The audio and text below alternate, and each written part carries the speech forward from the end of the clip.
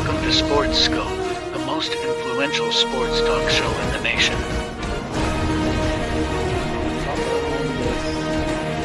What is today, the 19th? Stay tuned for updates and great sports content. Hello, everybody. Welcome to Sports Scope. I'm your host, Robert Butler, on this first day of September. I do want to thank John Restano, Spitball Sports here, and Scotty here from Spitball Sports. We were talking about the college football playoffs and whatnot.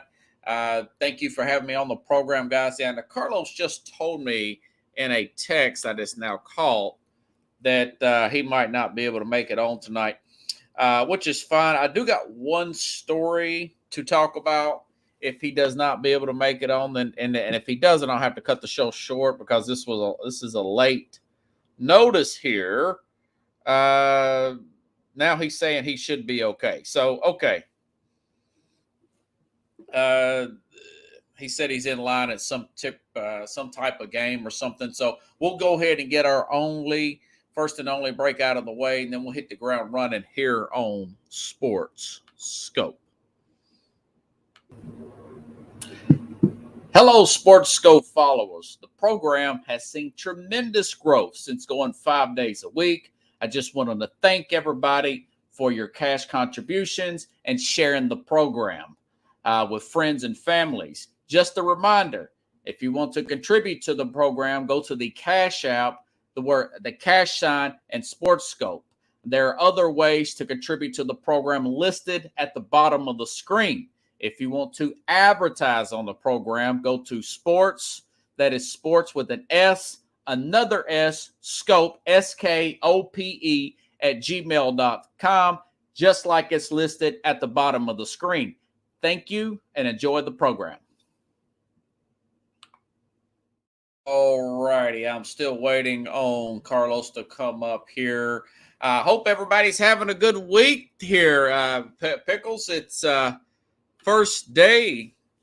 ESPN has blocked all Spectrum users from ESPN SEC. Could not get most SEC games is what Pickles is saying. I'm sorry to hear that. I know Comcast has put the games on. I got a chance to watch the Florida game last night. Now, I mentioned this. I don't know if you got a chance to watch it, Pickles, or not, but I said I thought that Utah would beat them. You know, I thought that Florida would beat them down in Gainesville.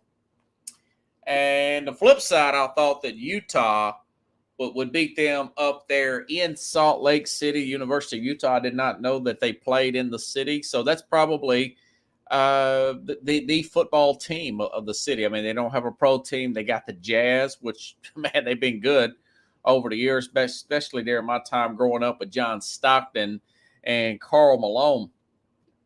But I'll say this. I recorded that game, watched most of it last night, finished it up this morning, and I'll say this. This guy, Billy Napier, it would be a miracle if he makes it to next year. You know, these guys are they were illegal formation, lining up off sides. I mean, it was just one thing after another. I'm sure the University of Florida fans right now, part of me is thinking after watching, and a lot of people have Netflix now. Pickles talking about the subscribers are ticked at Disney. And, you know, these cable networks are really coming at odds. He says Disney has blocked all of Spectrum users from ESPN and SEC network. That is wild.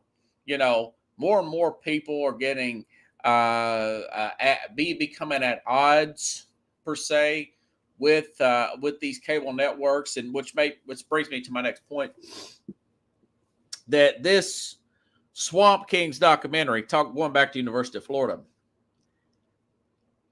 there's a lot of nostalgia going on from the Urban Meyer days. And, you know, I've been following college football pretty seriously since the early 90s with the University of Florida. So all I know growing up is Steve Spurrier in the 90s. And then when Steve Spurrier steps down after he leaves and takes the job as the then Washington Redskins head coach in 2001, they have a little bit of a low here. I want to say brought this guy named Ron Zook, but the team was still relatively competitive, but not at the pinnacles of what the expectations of having a college football team, a major college football team in the center of one of the best recruiting fertile grounds in America in Gainesville, Florida.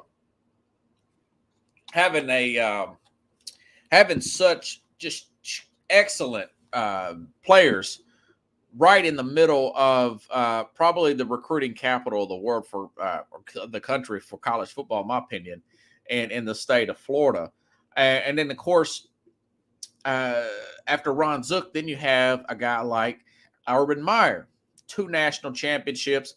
You have 1 national championship before that, and a Heisman Trophy winner in Steve Spurrier. Then you get the 2 national championships with Urban Meyer, and now they went to a series of coaches. And I've never seen Florida be this down. I know they may have been down in the 80s, wasn't watching college ball in the 80s, still playing skateboards and stuff, right?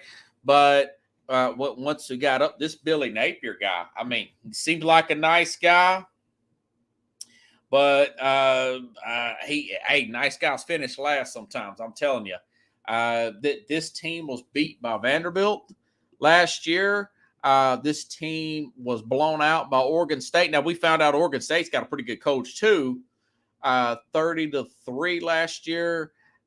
They were down 21-3 at one point yesterday in against University of Utah, in which Utah was breaking in a new quarterback as well. They didn't look as fast as they normally do. A lot of penalties in that game. I really would be surprised if Napier lasts this year.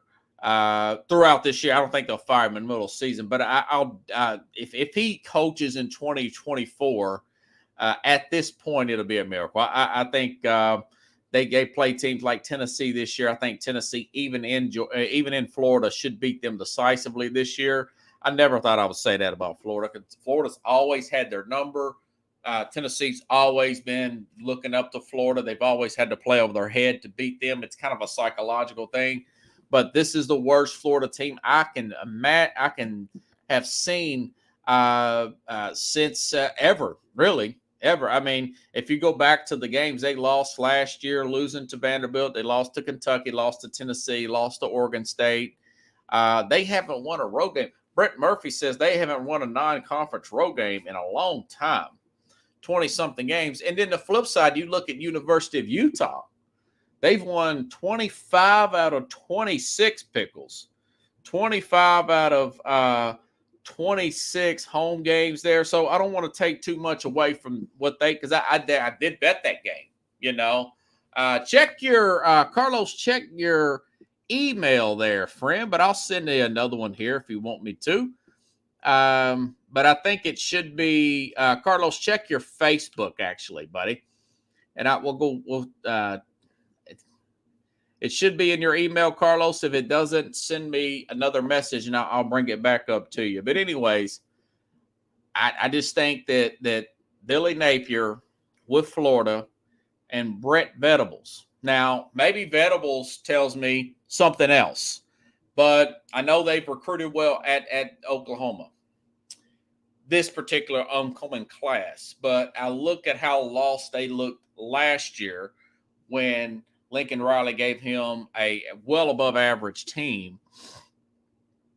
I think he's not going to work out in Oklahoma. I think there's a chance both of them could get canned. The Oklahoma and University of Florida looking for a new coach here. So stand by, folks. Let me see if I can send Carlos another link here, and we will see how this works out. Hello, Sports Scope followers. The program has seen tremendous growth since going 5 days a week. I just wanted to thank everybody for your cash contributions and sharing the program with friends and families. Just a reminder, if you want to contribute to the program, go to the Cash App, the cash sign, and Sports Scope. There are other ways to contribute to the program listed at the bottom of the screen. If you want to advertise on the program, go to sports, that is sports with an S, another S, scope, SKOPE, at gmail.com, just like it's listed at the bottom of the screen. Thank you and enjoy the program. Here, I'm going to try to send him the link here through his Facebook. Check your Facebook there, Mr. Carlos, and it should be up there in your deal there. Okay, here we go. Oh, there you are. Hey, man, how's it going? Yo, happy Friday, everybody. How's it going? What game are you at? The Mets are playing the Mariners tonight. Oh, okay. Okay, you're in Shea Stadium. Okay. I'm at Citi Field. I'm at Citi Field. Citi Field. All right. All right. Good deal, man. Yeah, let me show you Shea Stadium. Shea Stadium was a parking lot now. Yeah. Yeah, the old Shea Stadium, man. Now Citi Field. That Shea, I was at Shea back in 2002. So I put in the title about this Trey Lance thing. What's your take on? Remember we talked about this a couple of weeks ago. This could happen. Now it has happened. Since the last time I had you on here, I had to work last Friday, which that won't be an issue here for a while because football season started. But what's your take on Dallas trading for Trey Lance, man? I think it's good for Trey Lance, but it's bad for the Cowboys because they don't have anybody to develop him, right? Okay. They just lost their offensive coordinator, who's now at the Chargers, and so now this puts pressure on Dak Prescott though because he needs to take his experience and use it to the best of his ability. But for Trey, it's a different place to be. He's with the new coordinator, and then if something happens to Dak, he's the man up, right? So yeah. I don't think that the 49ers ever wanted him, so they wasted away those couple years for him, and now he's somewhere like I can't say that Dallas really wants him, but they need a backup. So it worked out in his favor, right? Yeah, they've got Cooper Rush on that team. Yeah, you look at Cooper Rush was 4-1 as a backup last year. Yeah, you bringing up numbers like this Purdy guy, like everybody's excited about Purdy, and let me tell you, Purdy's more likely to be like Cooper Rush than the other guy they had that they sent out to Las Vegas and Garoppolo. So look out for that, 49er fans. Yeah, I just think that as far as helping Dallas, the way Dak Prescott's contract is set up, they can't really move off him next year, not unless they're going to take a huge dead cap hit and Dak Prescott. And you've got 2 years, this being one of them, with Trey Lance, right? Trey Lance is he's a very cheap player, but if you go 3 years, you're talking 5th year option here. Right. And his salary is going to go way up, so it really doesn't make any sense. Oh, here's my thing. I'll be finished this. I think that Jerry Jones is simply trying to light a fire under Dak Prescott, because he had all those interceptions last year. They got a new offensive coordinator. They've got the head coach calling plays. They've got 2 12-win teams here. I think that's the only thing I can think of what was a school of thought with Jerry Jones doing this. Well, it's not a terrible move, Robert. And here's the thing: if you look at Dak Prescott, and he does have potential. It's kind of like, but when is he going to reach that potential, right? And he has somebody behind him who's almost the same player as far as skill level. But the thing is that Dak Prescott is often injured, right? He hasn't played a full season in 3 years. So, it's it's important to have somebody who's young and quick to develop on any staff, on any team, right? And Dallas did that. And if it is it going to cost them money? Maybe, maybe not. It right now it's a crapshoot. But Jerry Yeah. Jones did one thing, and he got somebody who is almost just as talented as Dak Prescott to back him up, and which a lot of teams can't say they have. A lot of teams can't say they have a good durable backup because you might think that Cooper Rush is 4-1, but Cooper Rush, first of all, he won't sell jerseys, right? And the second thing is that he's not athletic.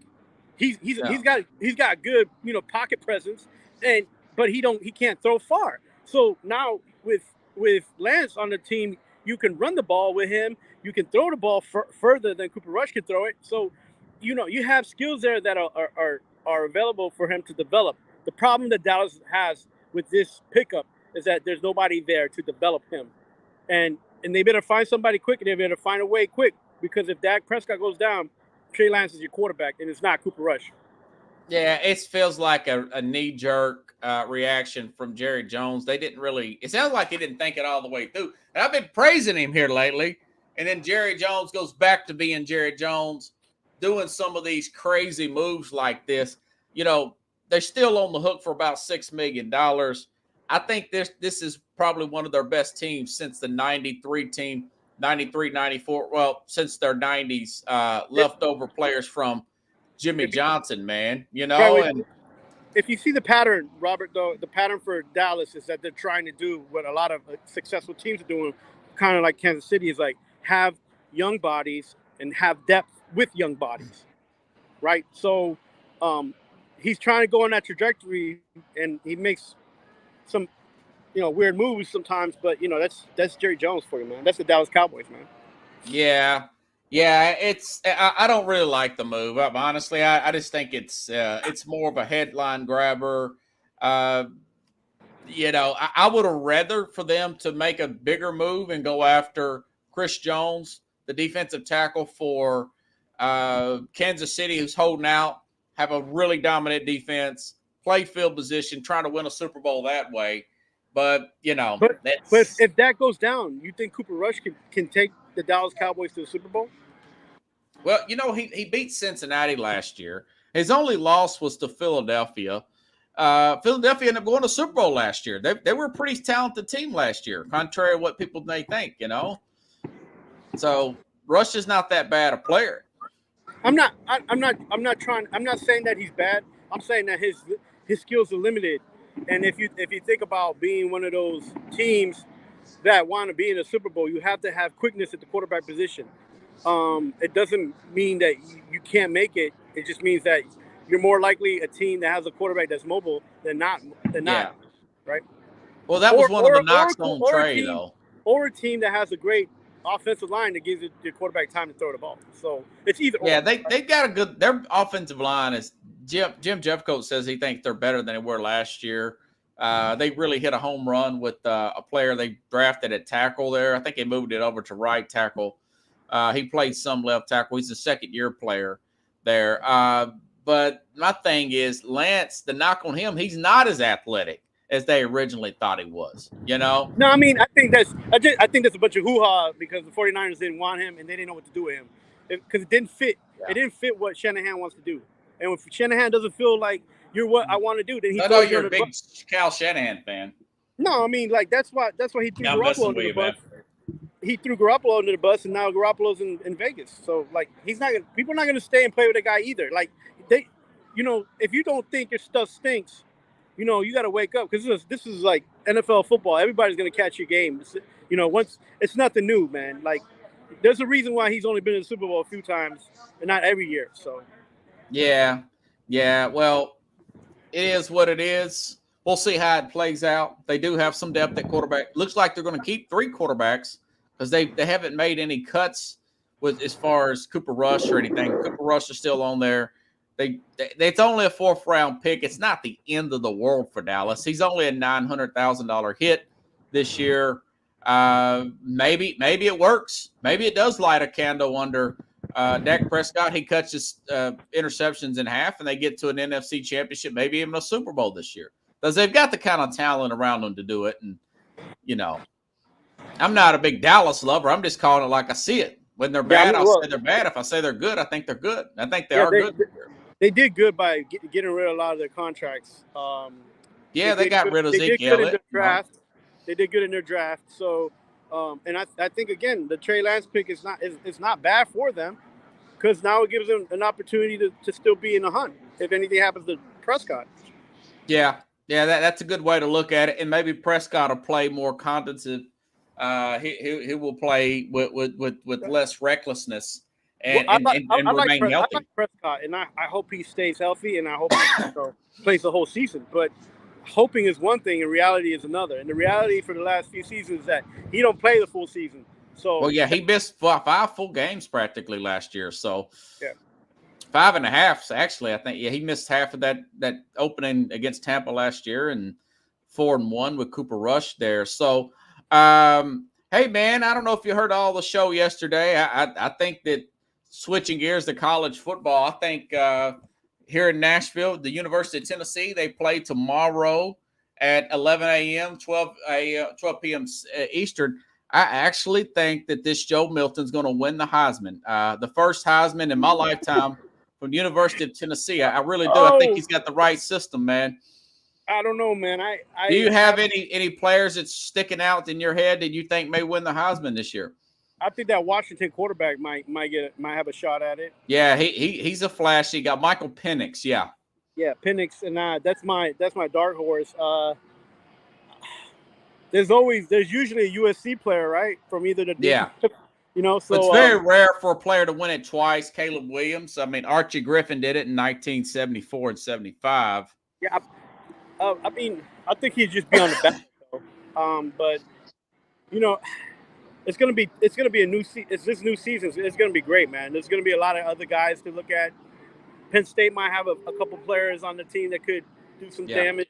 We'll see, man. Like, but right now, my dark horse is the Washington quarterback for sure. Okay, Michael Penix. I'm saying Joe Milton, University of Tennessee. I was just on the Spitballing Sports with John Restano, and we were talking. He was asking me the same thing, asking about the college football game, and I was bringing up to him what Urban Meyer said earlier this week. He says there's so much parity this year in college football that he thinks there's 12 teams that can potentially win the national championship because of this transfer portal.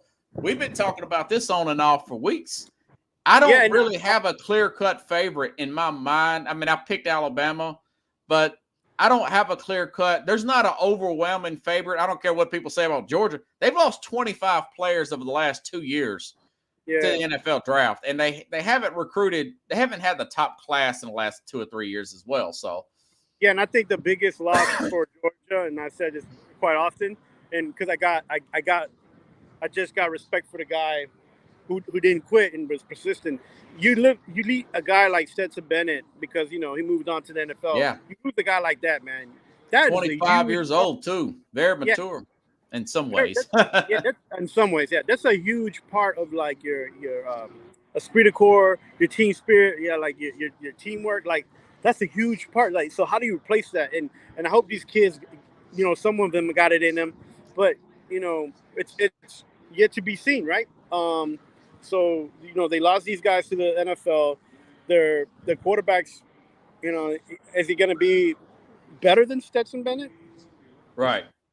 Is he going to be the man? We're going to see. We're going to find out. Georgia's got a lot to prove because, when you got your, when you're on that top of the hill, somebody's going to try to knock you down. When you're king of the hill, you know how that is. Somebody's pulling at you, so somebody's going to replace you. And I think this year, because of the parity, the way the SEC is, LSU is tough, Tennessee's tough, Alabama's tough. I think Alabama's going to win out, and my 2 picks have been, and I've been looking at it, have been Alabama and Washington. Washington being sneaking in, from their division. So because it's just too much parity, man. But it's not that long of a season. It's going to be fun. So, these college kids, they play their heart. Man, I can't wait. I've already got everything planned out for tomorrow, man. I'm going to be watching Colorado and TCU, Tennessee. information about going down there to the SEC like ESPN booths and stuff. Oh That's gonna be down in yeah. Nashville. But I don't, if you don't got time to do that, You know what? We'll set that up one of these days. Here sooner than later, my friend. Hey, you know something? If you're in town in November, maybe we'll go down to Knoxville when Tennessee plays Georgia.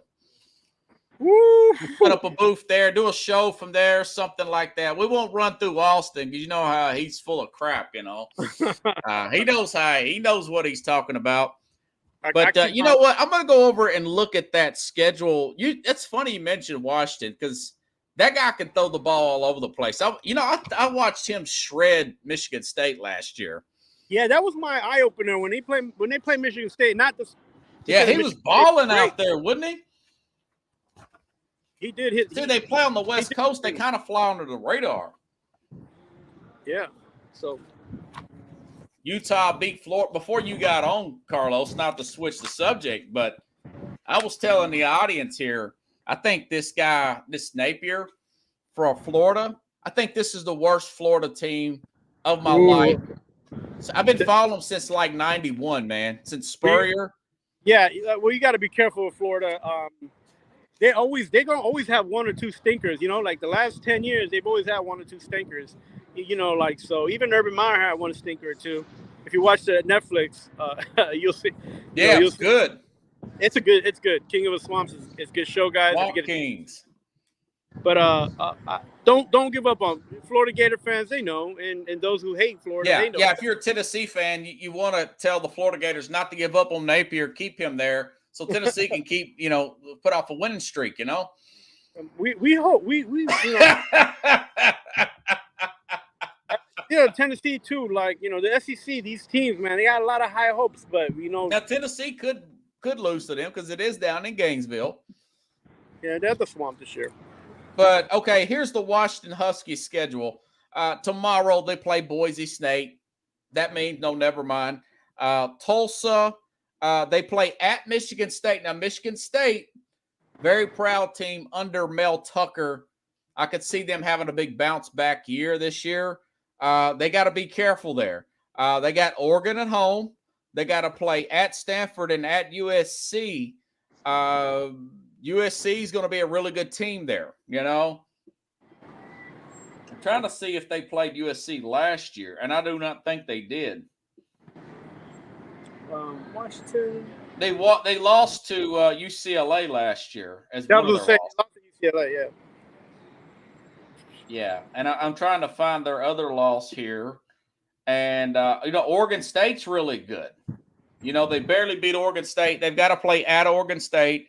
This is why I didn't pick them, because they do got some pretty tough road games at Oregon State, at USC, at Michigan State, at Stanford. Those are three, four pretty tough games. They're going to have to really bring it, especially at Michigan State.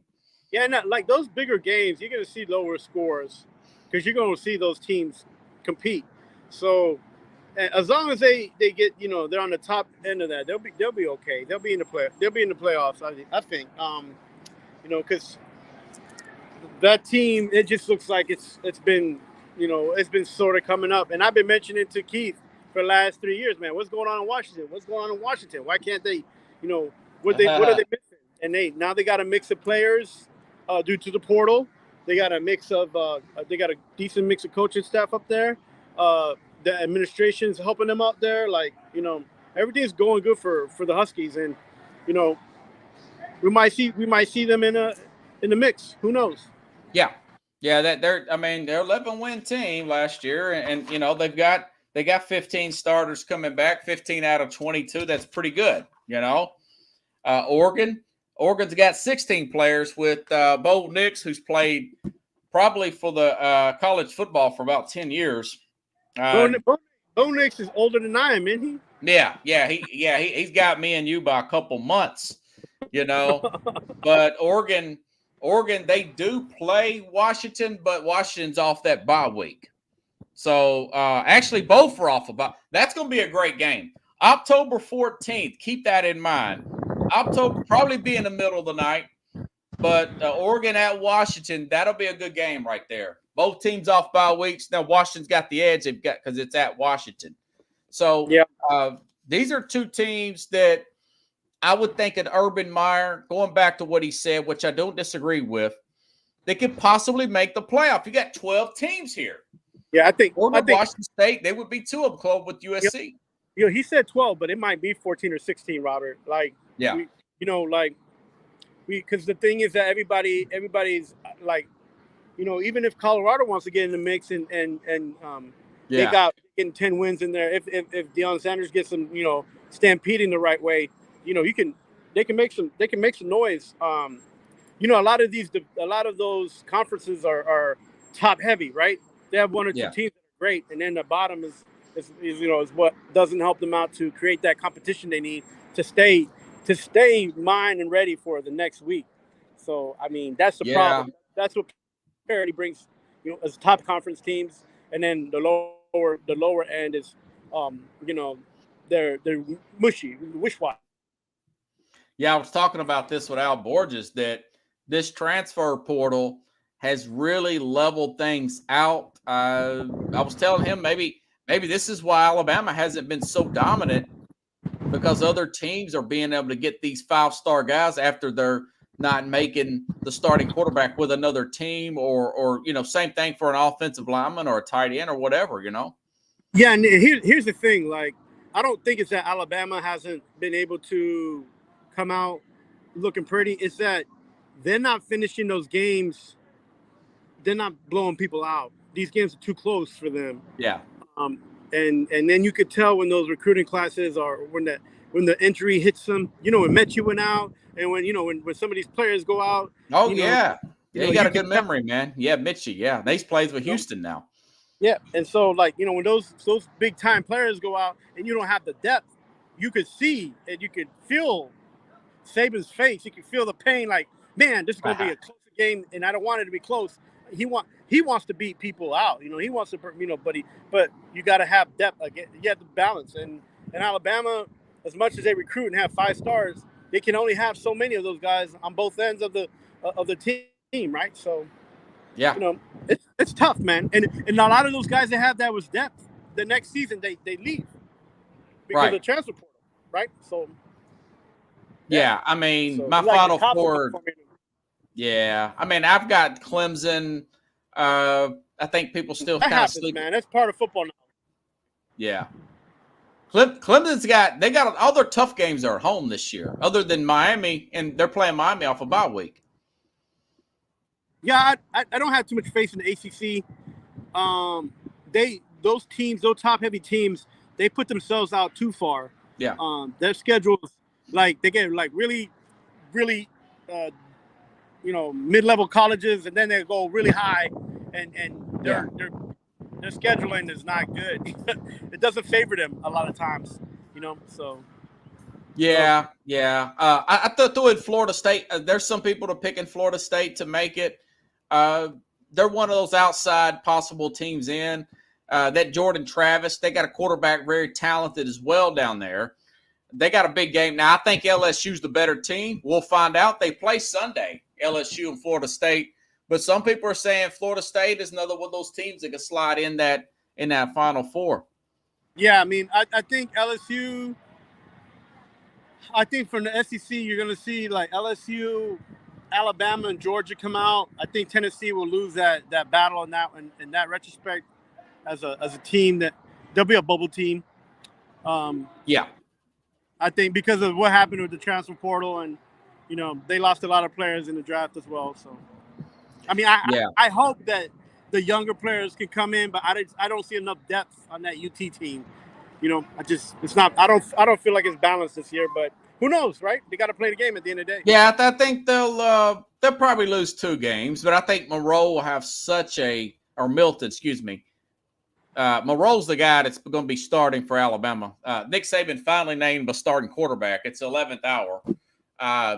But Milton from Tennessee, I think he's going to have such a good year with the system that he's going to win the Heisman. I mean, it could go anywhere. I mean, it could go to Marvin Harrison for Ohio State, for all I know. Yeah, people keep talking about him. he's good. He shows off a lot. He does his thing. He's very talented, very speedy. I just don't think that Ohio State will make the cut, man. No, they got too many. They got hard road games too. At I Michigan, they've got to play at Wisconsin, who's got Luke Fickell now. Used to be the Cincinnati coach. Those teams up there got better, and Ohio State, I don't think did. I think their defense got better, but I don't think. I think they're going to need more offense to get in some of these tight games, and I don't know if they're going to have enough gas. Do you think if they lose again to Michigan, which I think they will? I think they will. 3 straight to Michigan. Do you think? Can you see Ryan Day be on a hot seat for Ohio State? That's hard to say. They keep their coaches a little longer. They give their coaches an opportunity to read. They give them a redo or two. So okay, I think the administration up there is like they're waiting. They want this guy to hop over back to the NFL, so that way Michigan don't be taking those games anymore. That's what they're waiting for. Yeah. So that's they're true, waiting man. Yeah, they've been waiting for him to move on for the last 3 seasons. Man. Yeah, there is a lot of parity. I'm flipping through this thing. I keep forgetting about Chip Kelly at UCLA. They were 9-4 last year. They got 16 starters coming back. Yeah, man. And they was one of the teams that beat Washington. So it's a lot. It's the most parity. Here's the thing. This time next year, those teams we just mentioned, they all could be in the playoff. Yeah. Well, listen, you should make a plan, man. I think maybe one of these seasons we should go to one of these bowl games at Music City, or you could come up here and you can go to the Yankee. Yeah. You know what? Next time I'm thinking about getting me one of these little handles you put or little things you stick to your window. And try and do like what you're doing the show with in the car. If I got to work on a Friday night, we could do it like that. It'll be a little choppy, but the show must go on, right? Somebody hitting up over here. Listen, for all you. What's the score out there? Hey, every time they do something good, they cheer because it's been a bad season. But let me tell you something. I got a chance to see this guy come up.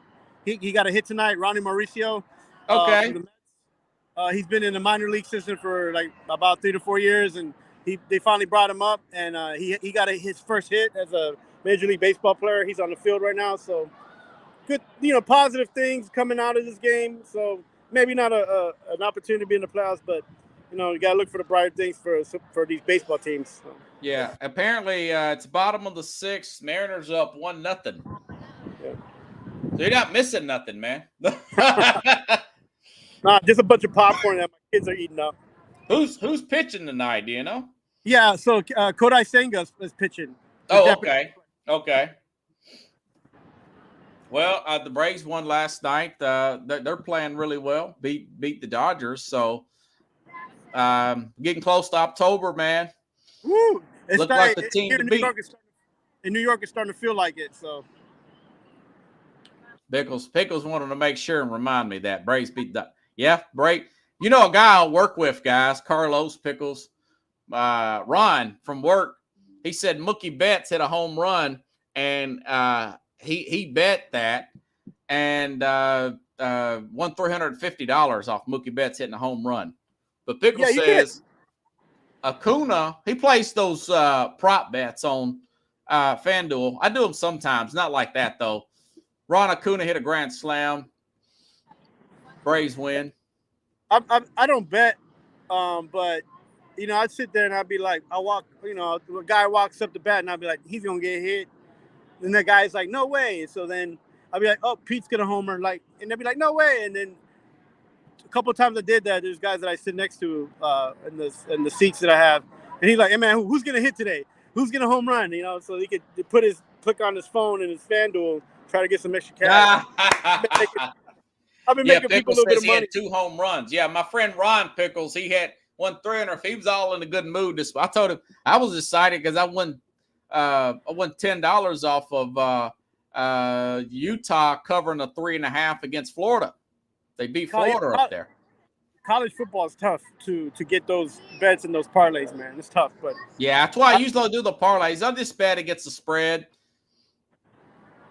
Like I think Texas will beat Rice.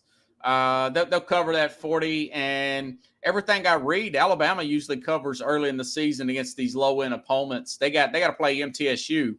Yeah. By the way, to the audience here, Carlos predicted last year the biggest upset in college foot. One of the biggest ones, MTSU beating Miami at Miami last year. You remember that? Yeah. Oh, you remember? Yeah, that was good. I replayed it for everybody. Yeah, man. I just was feeling that team is not together yet. And again, this year, did they bounce back this year? I'm sorry? Did they bounce back, Miami? Nah, I think that they're going through a lot of issues with the NIL and the boosters, and I think that kind of permutates in the locker room. They're doing a terrible job over there with, just trying to, be football players, So you got to be a football player first. NIL money will come if you're good, but you got to be a football player first. And I think Miami's doing that backwards, and there's kids that are getting money, kids that think they're going to get money.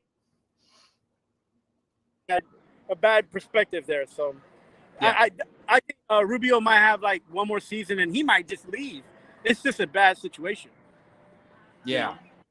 Yeah, I believe in the guy. I think they'll bounce. I don't know if they'll be a playoff team, but I think they'll bounce back, man. They'll be competitive, but it's just a lot of these players who are in the mix of this NIL ordeal that's going on. A couple football players, people say, "Oh, that doesn't matter," It gets in your head, and other kids hear that stuff. When you're the best player or you're getting money, that stuff affects people. Believe it or not. Especially in the locker room, and because everybody wants to get some. You know what I'm saying? Yeah, the Mets just tied it up. That's that roar you guys heard in the background, because I just watched it on my screen. It says 1-1 now. Yeah, so I'm gonna have to head out here in a minute because my kids are gonna.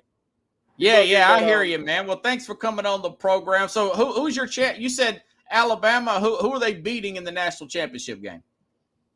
No, Alabama, Washington, and maybe Alabama. Oh, that's right. Okay. We'll see. That's possible, Chief. Well, I'll see you next week, man. Hey, Robert, I don't know nothing about football, man, so you don't listen. We talking for hours. See you. All right, buddy. Have a good one. Anyways, folks, I'll be back here Monday. Now, listen, Monday, I'll be back on the program. We'll start, Pickles, thank you. We will start breaking down games here for the NFL. So what I'm going to do starting Monday, going to break down every division and every division in both conferences. I'm going to pick the division. I'm going to break down every team in 32 teams this week. I will have a Super Bowl prediction. We'll have playoffs, division winner, Super Bowl prediction, all by Thursday. What I'm going to do Thursday, I'm shooting for do Thursday, have the show on an hour early. I'm aware of Detroit playing against Kansas City. I want to see the game too. It's opening night in the NFL Thursday. So Monday, I'm going to start breaking down that, making predictions. Doing a deep dive in, going over everybody's off season. I'm going over who these teams play before they play a big opponent. There's a lot of factors that go in. Strength of schedule. Off the top of my head, Philadelphia Eagles have the strongest, the hardest schedule in the league. Now, they got a really good loaded team. Last year, it was 32nd ranked schedule, Pickles. This year, it's the number one most difficult schedule in the league. Also, on Monday, I want to talk about, there was Jason Whitlock said he had a source inside the Buffalo Bills locker room. He's hinting like this is a coach on the Buffalo Bills, and he's saying that this source within the Buffalo Bill locker room, he didn't say it was a coach, but he insinuated. I'll play the soundbite on Monday's program, but he's saying that Josh Allen is not quite putting the work in. That's part of his issues. He's not quite putting the work in. That's part of the issue with him and Stephon Diggs.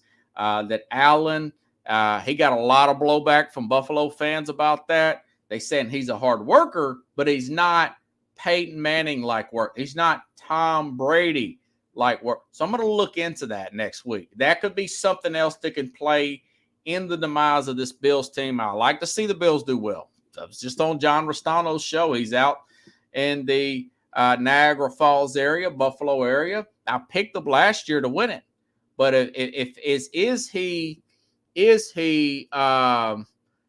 is Josh Allen having some Ben Roethlisberger syndrome? And you say, what does that mean? Roethlisberger hit the league by storm when he first came into the league. I want to say 2004, right, Pickles? And went to a really good team under Bill Cowher, got to the AFC Championship game. Second year, takes this team over the top, wins the Super Bowl. Then he you start to get reports, he's really rebellious and he's hanging out with his own little clique here. He's not wearing a helmet. He's going around on a motorcycle. He gets this ego and he stops working that hard and he takes a dip in his career. And it gets so bad at one point that he almost gets traded. I don't know if it's that bad, but I can see Allen's getting a lot of accolades right now. And there's a sense that maybe he's not. So I'm going to look into that. But as hungry as this Jets team is and keeping those tackles healthy, I'm still, I'm going to be on the Mac and Jack and Jim Jeffcoat show on Sunday. And Mac is asking who would I think is going to win that September 11th opener between the Jets and the Bills. And right now I got to lean the Jets. I got to lean the Jets because the way things seem to be coming together. Remember Frazier, the defensive coordinator for the Bills, stepped down. Brian DeBall, who got everything out of Allen. He's now with the New York Giants. They still lack a running game. Maybe he's just trying to go off of his wheels. He's a good runner. So that's something that kind of caused a stir today about Allen, So I'll get into that Monday, breakdown probably two divisions on Monday. All next week leading up till Friday, I'm not having any guests other than Carlos on Friday. But Monday through Thursday, I'm going to be breaking down every single team, doing a deep dive. I've got my NFL magazines here. And then next Thursday, we're going to start, not this coming up Thursday, not the week one in the NFL, but next Thursday, we'll do some Fantasy Thursday, talk some fantasy football and everything like that. So have a good night, everybody. I'll see you Monday, 8 p.m. Eastern, 7 p.m. Central here on Sports Scope.